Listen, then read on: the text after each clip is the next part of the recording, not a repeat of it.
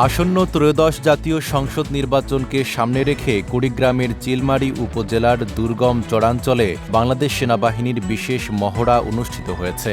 নয়ারহাট ইউনিয়নের নদীবেষ্টিত খেরুয়ার চর এলাকায় হেলিকপ্টার যোগে আকাশপথে এই মহড়া পরিচালনা করা হয়। নির্বাচনকে সুষ্ঠু, শান্তিপূর্ণ ও নিরপেক্ষ করতে সেনাবাহিনীর সদস্যরা দুর্গম ভোটকেন্দ্র এলাকায় হেলিকপ্টার থেকে প্যারাশুটের মাধ্যমে অবতরণ করেন। পরে তারা স্থানীয় জনগণের সঙ্গে মতবিনিময় করে নিরাপদ পরিবেশে ভোটাধিকার প্রয়োগের বিষয়ে আশ্বস্ত করেন। মহড়ায় উপস্থিত ছিলেন ৬ ইঞ্জিনিয়ার ব্যাটালিয়নের অধিনায়ক লেফটেন্যান্ট কর্নেল মোহাম্মদ নোমান মুন্সি সহ ঊর্ধ্বতন কর্মকর্তারা। এবার খেরোয়ার ইয়েতে ভোট দিতে পারবে আশাবাদী আর কি। এবার আগে ভোট দিতে পারিনি, অনেক ভয় দেখা যাচ্ছে ব্যাকে ভোট দিতে, অনেক মহিলা আসে না, পুরুষ আসে নাই।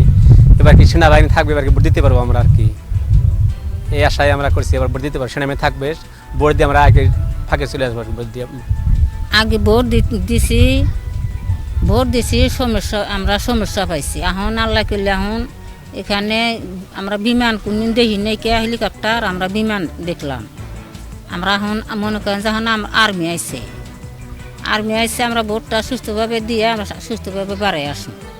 এবার সেনাবাহিনী আসবো, ভোট আল্লাহ সুস্থভাবে দিব, কোনো ভয় নাই আঙ্গরে। স্থানীয় ভোটাররা সেনাবাহিনীর উপস্থিতিতে স্বস্তি প্রকাশ করেন। তাদের মতে আগে ভোট দিতে ভয় থাকলেও এখন নিরাপত্তা নিশ্চিত হওয়ায় নিশ্চিন্তে কেন্দ্রে যাওয়ার সাহস পাচ্ছেন।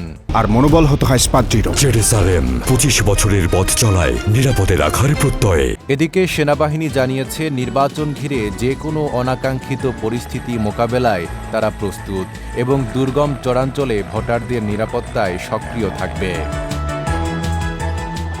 নাইম আরাবি, ঢাকা পোস্ট।